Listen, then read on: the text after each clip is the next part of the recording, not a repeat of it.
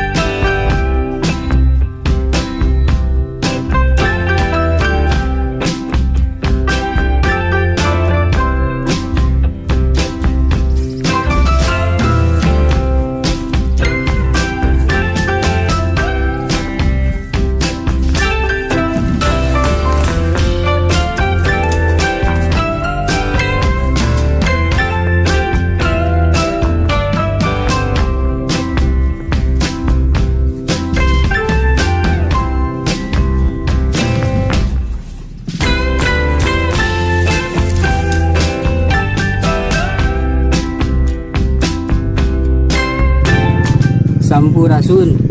Hai kawan, jumpa kembali dengan saya di channel Gaya Tani Garden. Kali ini saya sedang berada di lahan gambut satu-satunya di Pulau Jawa. Memang ada beberapa lahan gambut seperti di Rawa Pening Ambarawa, tapi itu berada di dasar danau ya. Cuma yang saya ketahui di sini lahan gambut yang masih berada di permukaan ya. Bisa kita lihat sangat menghampar sekali, bahkan di tempat yang saya pijak ini masih berupa gambut.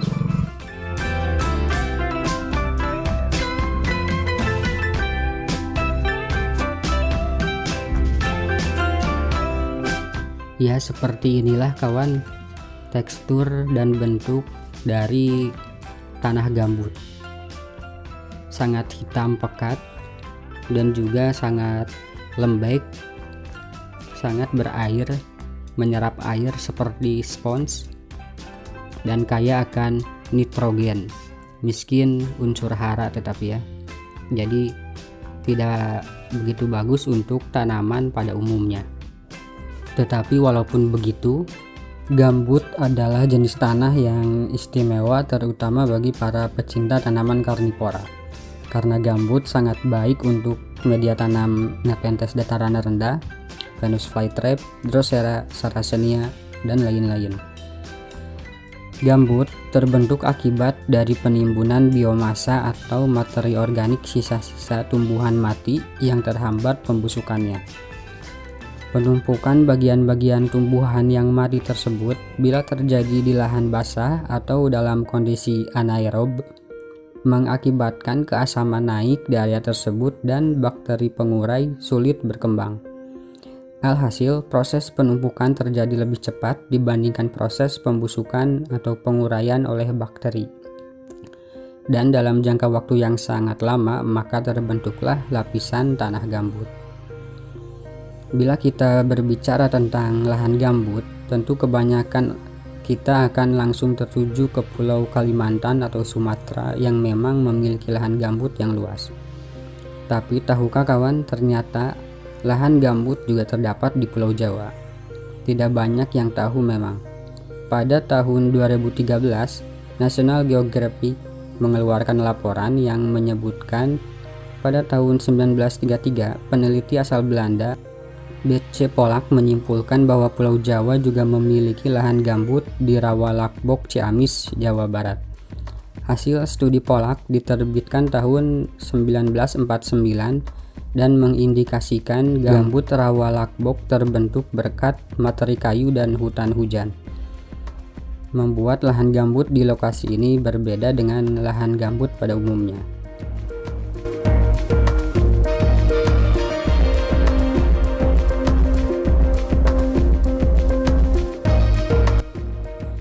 Saat ini rawa Laksbok sudah bertransformasi menjadi lahan pertanian, terutama padi, dan juga seperti yang nampak ini adalah perkebunan jeruk, tetapi itu sebagian kecil, masih sebagian besar digunakan untuk persawahan padi dan menjadi lumbung padi bagi Kabupaten Ciamis dan sekitarnya.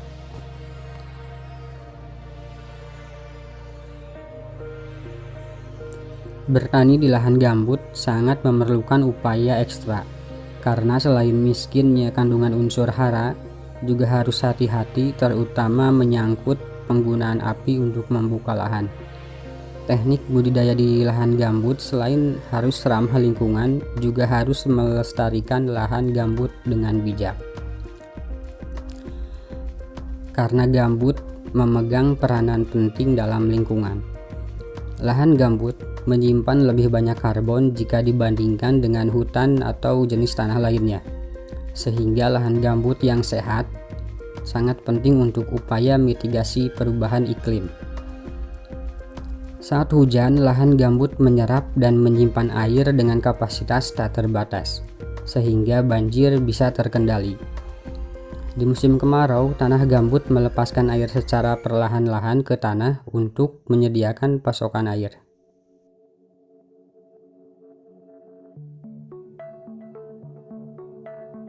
Baiklah kawan, kita kembali kepada rawa gambut di area ini.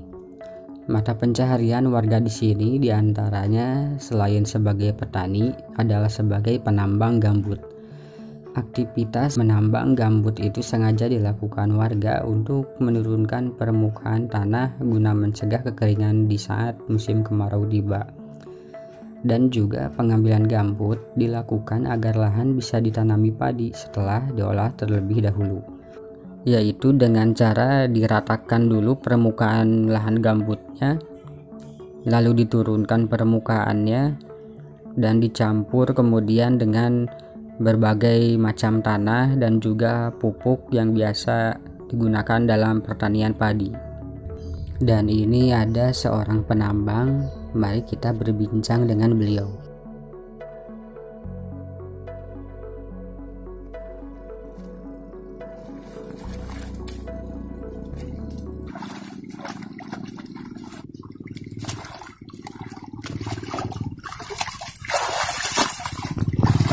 Nurada berem gitu sami pak? Nurada berem gitu sami? Iya. Hah? Di mah tanah? Itu nu berem itu tuh nu namanya dialungkan? Oh sami. Tanahnya pak? Ya kena mah jantan hidung. Oh. Iya mah. Cocok wae mah.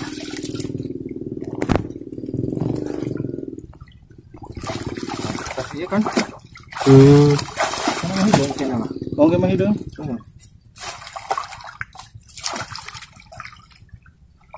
Ya pemilik kan sanes embah. Naon ada pak? Sanes eta mah retak ieu mah. Sareng biasana sok aya lebu ieu di dieu. Lihat ya banyak. Lihat bisa mana ler gitu tuh. Oh. Kan sareng embah tuh kan. Iya iya. Sekarang ya banyak gantana.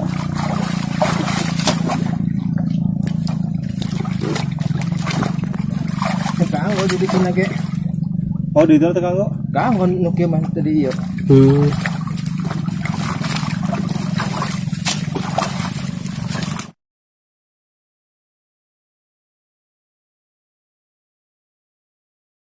Baru nggak?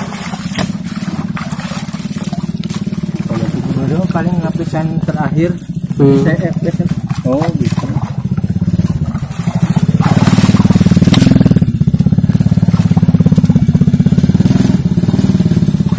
Nah, lapisan terakhir udah saya kan Berem nih pak? berem. Potong. Kali. Karena mah mau atas lamin mah. Oh gitu.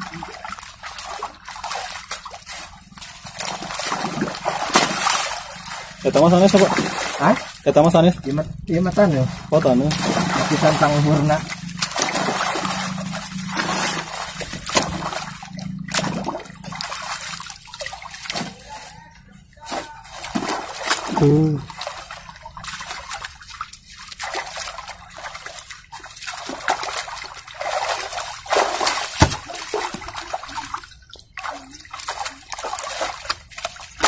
Tipunya Pak. Tahu sih.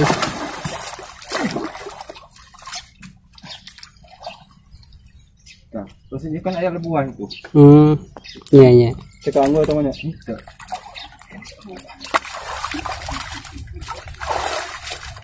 Berarti sebenarnya permukaan itu dalam ting ya Pak. Gitu.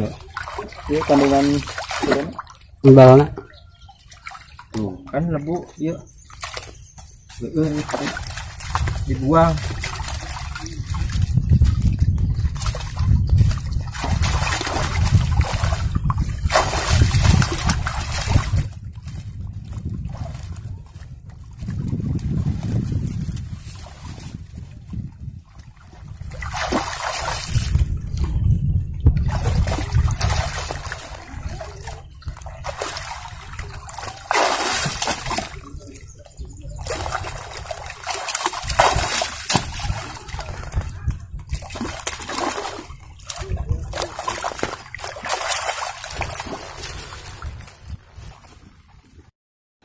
Kebanyakan gambut yang ditambang di sini akan dikirim ke daerah Bumi Ayu, Jawa Tengah untuk dijadikan sebagai backlog dalam industri budidaya jamur. Baiklah kawan, kita akan melihat ini adalah lapisan gambut yang ada di daerah sini. Sangat jelas terlihat di sini.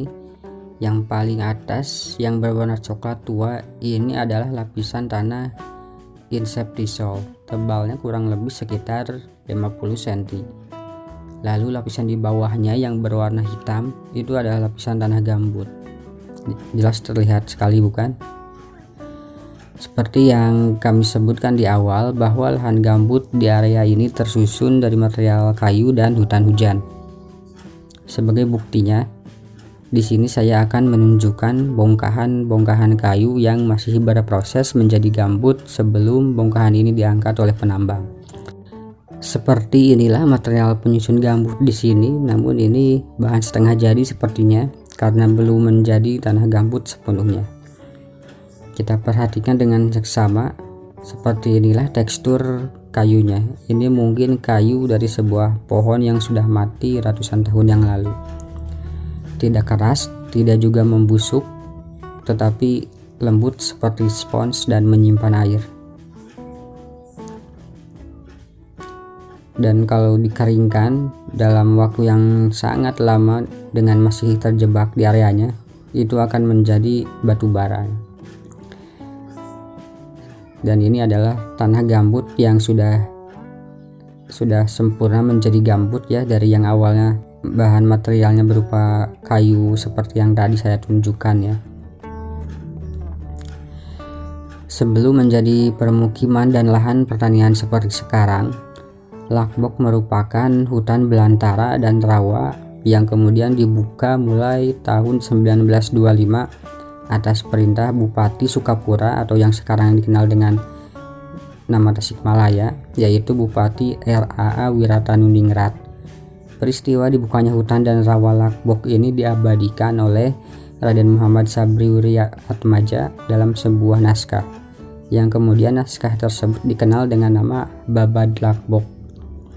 Disebutkan dalam babad tersebut, hutan Lakbok berbatasan dengan rawa yang tidak pernah kering, didiami hewan-hewan buas dan beracun. Saat musim hujan tiba, hutan dan rawa akan menyatu oleh genangan air seperti lautan berwarna hijau. Air yang mengenangi rawa berasal dari 3 sungai, yaitu Citanduy, Ciseel, dan Putra Haji. Dalam rangka mengeringkan rawa, air yang selamanya menggenang kemudian dialirkan ke daerah Cilacap. Dalam buku Onom Jeung Rawa Lakbok disebutkan bahwa pengaliran air ini pernah menimbulkan masalah antara Bupati Cilacap dengan Bupati Sukapura. Perlahan rawa pun mulai mengering. dan sebelum dimanfaatkan menjadi lahan pertanian serta pemukiman, Bupati Sukapura melakukan survei lapangan terlebih dahulu.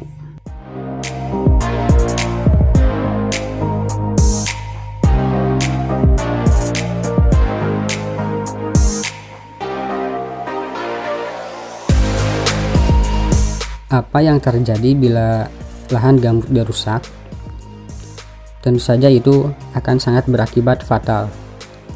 Ketika lahan gambut akan dialihfungsikan untuk perkebunan, misalnya kelapa sawit seperti yang banyak terjadi di Sumatera atau Kalimantan, maka lahan gambut tersebut akan dikeringkan, pohon ditebang dan tanah gambut pun digali.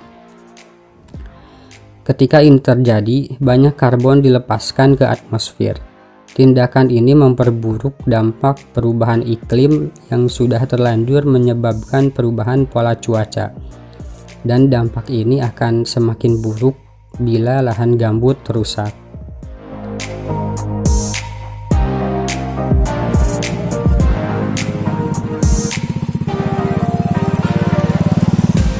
Baiklah kawan, cukup sekian saja video kali ini. Sampai jumpa dalam perjalanan saya lagi.